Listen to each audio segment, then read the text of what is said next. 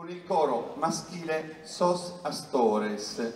Anzi, vi invito già a guadagnare l'ingresso, eccoli qua, gli amici di Golfo Aranci.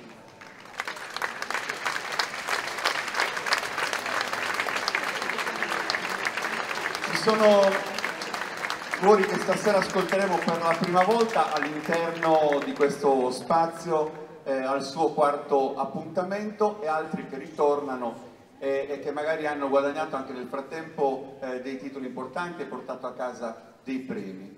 Il coro di Golfo Aranci è diretto da Peppino Orrù, esegue un brano dal titolo Tenores, testo Don Peppino Faedda, musica Peppino Orrù, che è il direttore del coro Sos Astores di Golfo Aranci.